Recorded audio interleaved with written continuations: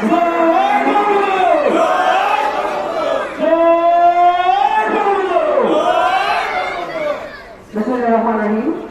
আলাইকুম। আশা করি আপনারা সকলেই ভালো আছেন। আজকে 64 নম্বর ওয়ার্ডের এই কাছের ফুলে আমার এখানে প্রথম দ্বিতীয় পদার্পণ। আবারও সবাইকে দেখতে বেশ ভালো লাগছে। আমি দেখতেই পাচ্ছি এখানে অনেক নতুন মানুষ যুক্ত হয়েছে কথা শোনার জন্য।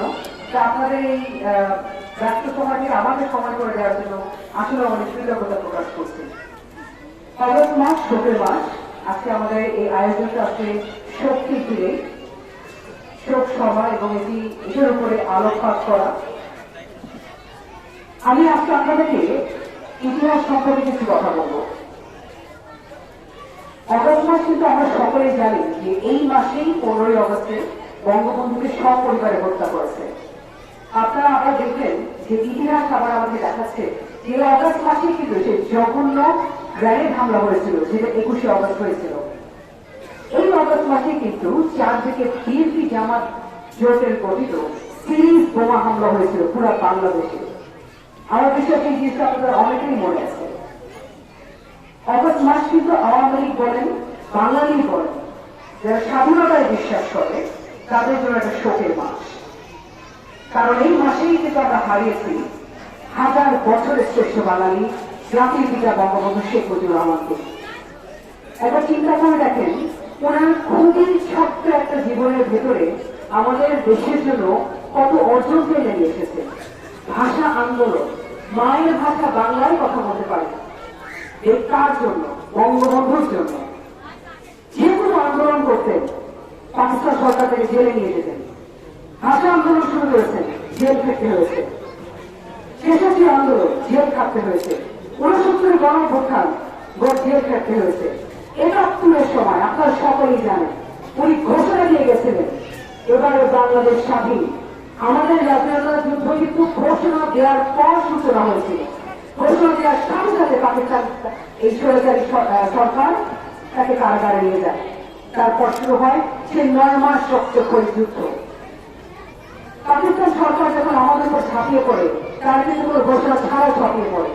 একদিন রাতের অন্ধকারে তারা শুরু করে দেয় এই গেরিলা যুদ্ধ। 30 লক্ষ শহীদ, 2 লক্ষ মা বোনের বিনিময়ে আমাদের অর্জিত হয়েছে এই স্বাধীন বাংলাদেশ। এই স্বাধীন বাংলাদেশের বিনির্মাণের পিছনে, 30 লক্ষ শহীদের রক্তের বিনিময়ের পিছনে যার বরিষ্ঠ কণ্ঠ, যার বরিষ্ঠ নেতৃত্ব কাজ করেছে, সে বিরল নেতা, বিশ্ব নেতা, জাতির পিতা বঙ্গবন্ধু শেখ মুজিবুর রহমান। বঙ্গবন্ধু আমাদের বাঙালিদেরকে শিখিয়েছিল বা দেখিয়েছিল স্বাধীনতার স্বপ্ন। আমরা বাসায় বসে অনেক কিছু চিন্তা করতে পারি, কিন্তু সেটা বাস্তবায়িত করেছিল বঙ্গবন্ধু। বাঙালিদেরকে একটা পরাধীন জাতিকে স্বাধীনতার স্বাদ দিয়েছিল বঙ্গবন্ধু। সে বিরল নেতা, বিশ্ব নেতা, বাঙালি নেতা, জাতির পিতা। আমি আমার এই বক্তব্যে অনেক আগেও বলেছি, এই কথাটা আপনাদের আরেকবার জানাতে চাই। কারণ আমার বিশ্বাসীরা অনেকেই আছে যারা ইতিহাস সম্পর্কে আসলে জানে না, যেটা আমাদের জানাটা অনেক প্রয়োজন। একটু আগে আমার হাজবেন্ড বলছিল যে ইতিহাস যদি আপনারা না জানেন, ইতিহাস কিন্তু ফেরত আসবে। কারণ ইতিহাস জানলেই আপনারা কিন্তু বুঝবেন তাদেরকে প্রতিহত করা দরকার।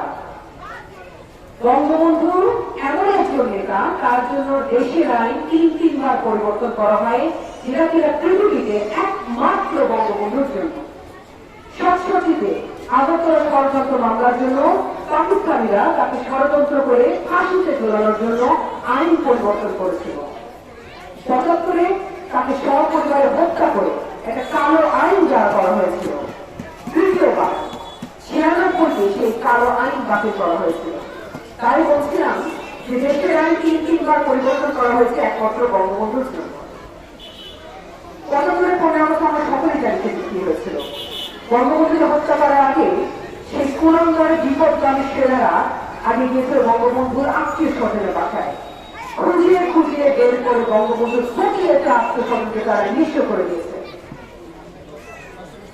এরপর দিয়েছে রাষ্ট্রীয় ট্যাঙ্কে করে বঙ্গবন্ধুর বাসাতে বঙ্গবন্ধুকে হত্যা করার জন্য। তারা যখন বঙ্গবন্ধুর বাসায় ঢোকে প্রথম গুলিটা কিন্তু শেখ কামালের পায়ে পড়ে।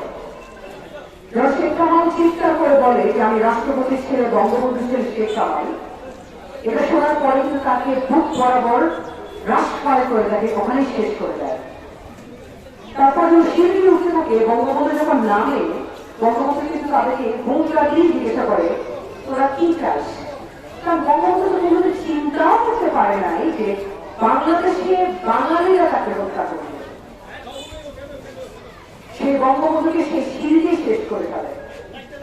তার সহকর্মী মরিয়াসী নাই যুবক পর্যটন ইসলাম নজিব যখন দেখে বঙ্গবন্ধুকে হত্যা করে ফেলেছে, সে নিজেও কিন্তু বলে তোরা আমাকে এখানে মেরে ফেলে।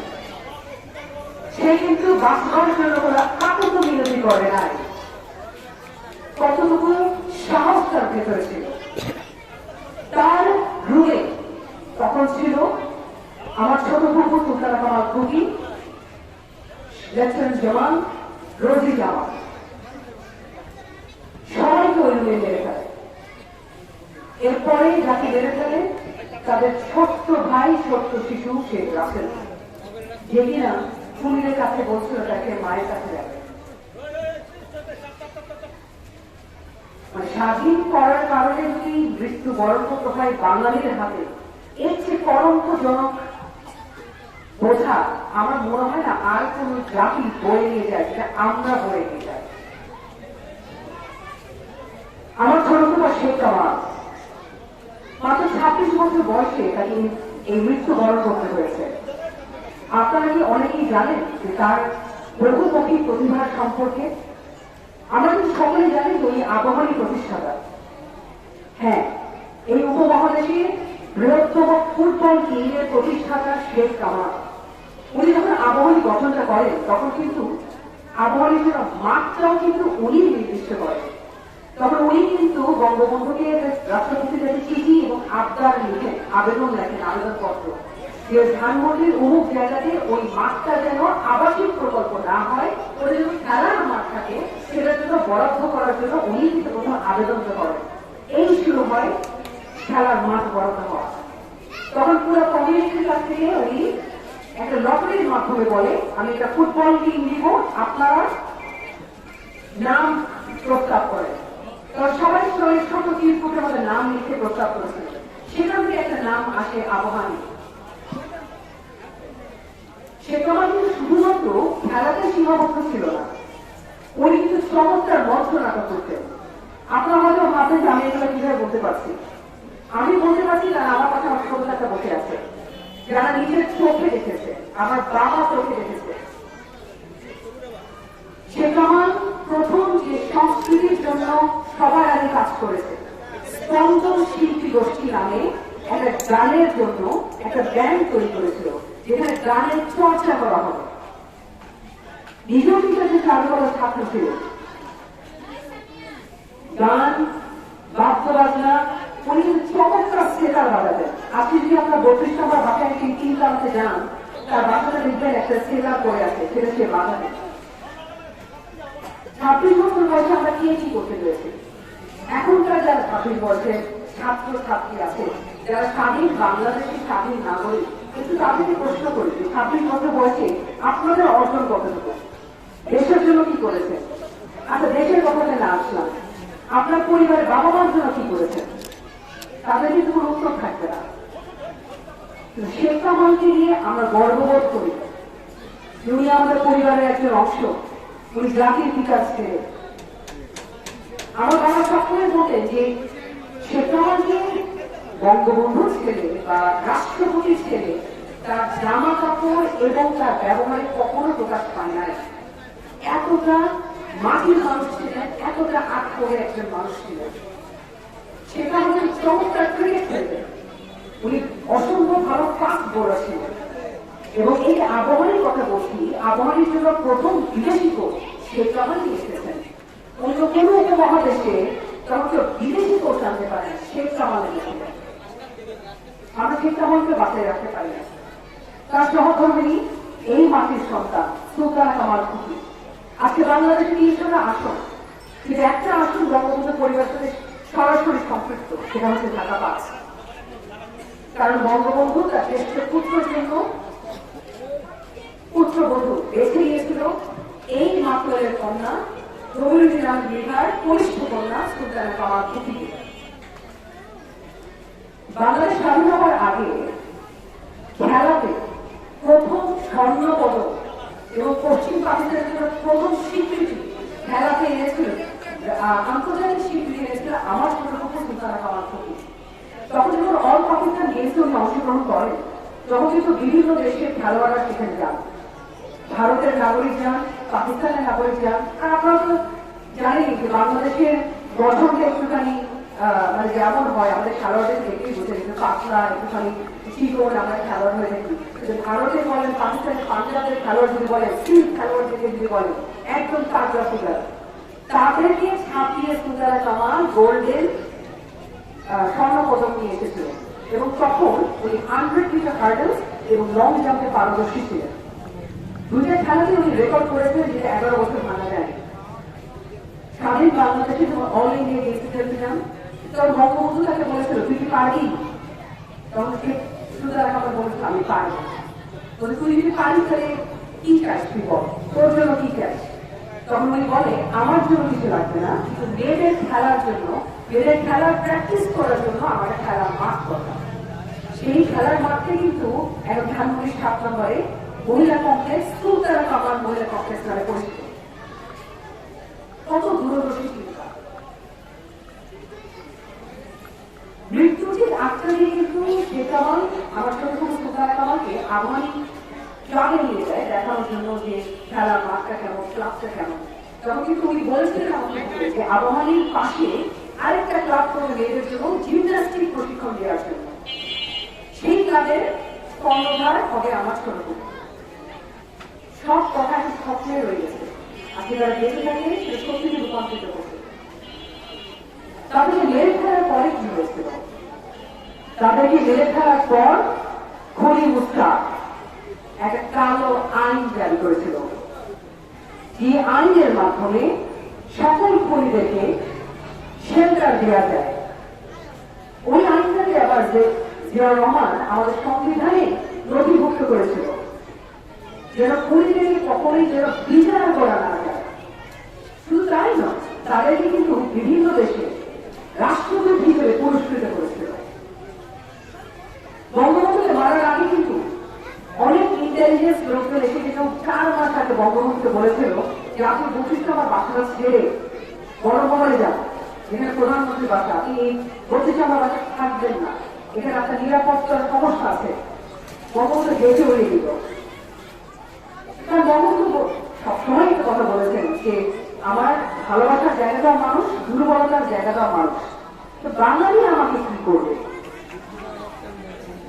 উনি কিন্তু যায়নি, কারণ ওনার অত বিশ্বাস ছিল বাঙালি তখন তাকে কিছু করবে না। সেই বিশ্বাসে আমরা কি পরিণতি দিয়েছি বলে? কারা ক্ষমতা এসেছিল, কিভাবে ক্ষমতা এসেছিল, এই প্রশ্নটা কিন্তু আপনাদেরকে করতে হবে। রাজনীতি করতে গেলে একটা আদর্শর প্রয়োজন।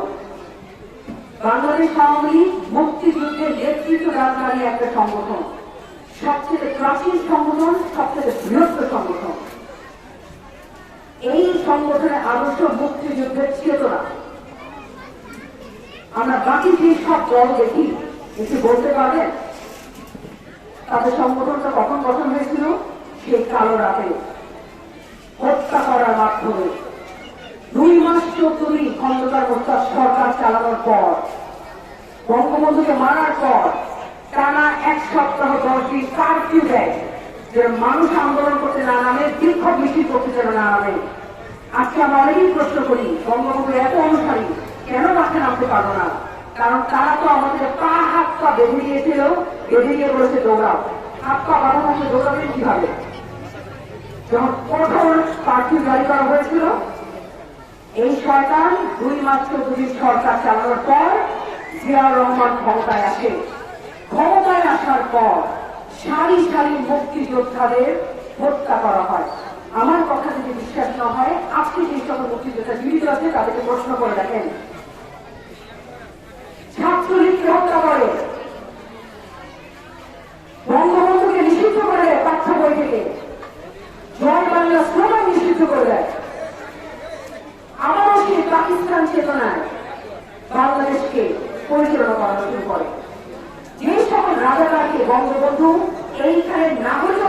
বাতিল করে পাকিস্তান পাঠিয়ে দিয়েছিল আপনারা কি জানেন? তাদেরকে ফিরিয়ে এনে বাংলাদেশের পাসপোর্ট দিয়ে আমাদের পার্লামেন্টে বসেছিল। লজ্জাজনক একটি বিষয়। তারপর 21 বছর পার হয়ে যায়, আওয়ামী লীগ কোনদিন বিচারটা যেতে পারে বঙ্গবন্ধুর জন্য। এজাহারটা দায়ের করতে দেওয়া হয় নাই। 96 সালে যখন মাননীয় প্রধানমন্ত্রী দেশরত্ন শেখ হাসিনা ক্ষমতায় আসেন, কালো আইনটা যখন বাতিল করে 96 অক্টোবরে প্রথম এই এজাহার দায়ের করা হয়। যে সুপ্রিম কোর্ট, যে হাইকোর্ট বঙ্গবন্ধুর দেয়া, সেই সুপ্রিম কোর্টের আইনজীবী 8 জন বিচারপতি তারা বঙ্গবন্ধুর বিচার শুনতে বিব্রত নাকি বোধ করে। এটা করে মার্ডার কেসের মামলা যেভাবে যাওয়া সেভাবেই যায়, হাইকোর্ট পর্যন্ত যায়। নেত্রী সবসময় বলেছিল যে বঙ্গবন্ধুর হত্যা মামলাটা তার খুব আবেগের জায়গা, অনুভূতির জায়গা, এখানে যেন কোনো খাদ না থাকে, মামলার গতিতে চলবে। কারণ বঙ্গবন্ধু এমন একজন নেত্রী, এমন একজন নেতৃত্ব, এমন একজন ব্যক্তি, তাকে নিয়ে আসলে 100 বছর পরে হোক, 200 বছর পরে হোক গবেষণা করা হবে, তখন যেন কেউ খাদ না বের করতে পারে। আবার ক্ষমতা বদলায়। তার আগে ক্ষমতা বদলানোর আগে হাইকোর্টে যখন এই মার্ডার কেসটা যায়, তখন আওয়ামী লীগ ক্ষমতায়। যখনই শুনানির দিন পরে বিএনপি হরতাল দেয়, অবরোধ দেয়, বিক্ষোভ সমাবেশ করে। ক্ষমতা বদলায়, আবার কেস আনন্দ মুখ দেখে না, আবার সেখানে ক্ষমতায় আসে। সেই শয়তানদেরকে ফাঁসিতে ঝোলানো হয়। আর্জেন্টিনা শয়তান এখনো দেশের বাইরে পলাতক আছে। আমরা সার্বিকভাবে চেষ্টা করছি দুদেশের মধ্যে দ্বিপাক্ষিক আলোচনা করে সেই শয়তানগুলোকে ফিরিয়ে আনতে এবং ঠিক জবাব দিতে ফাঁসির মধ্যে।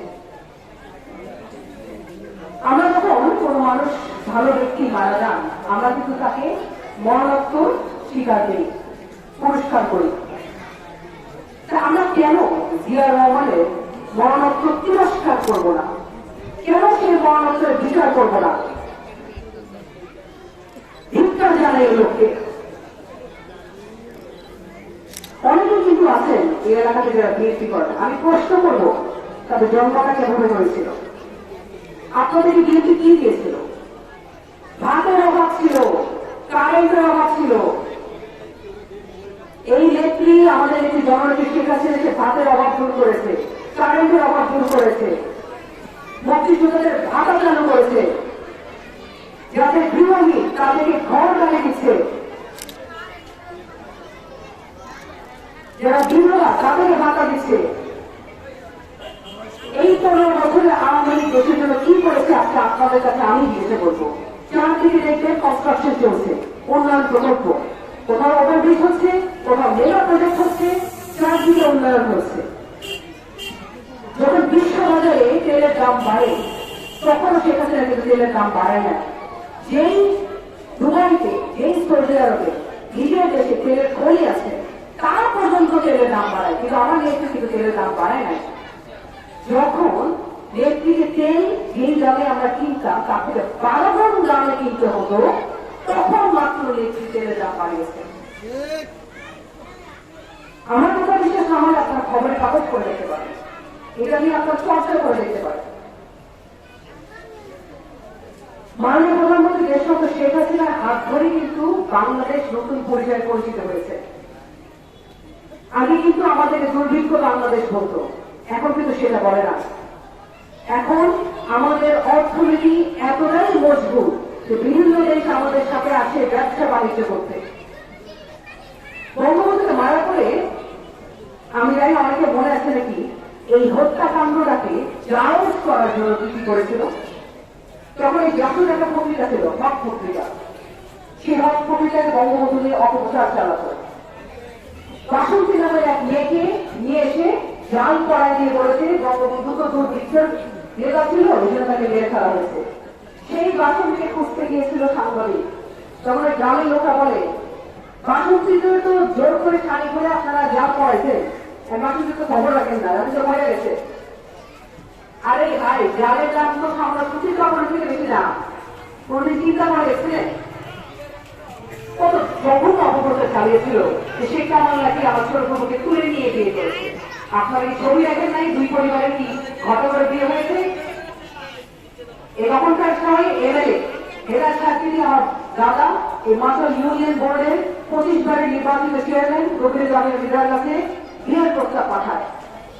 একদম পারিবারিক ভাবে বিয়েটা হয়েছিল, কিন্তু কতগুলো তুলনার সন্তান কত জঘন্য ইতিহাস রচিত করতে চেয়েছিল। একটা জেনারেশন তো বঙ্গবন্ধুকে পাঠ্য বইতে পড়েই নাই, কারণ বঙ্গবন্ধু কিছু তো করা হয়েছিল।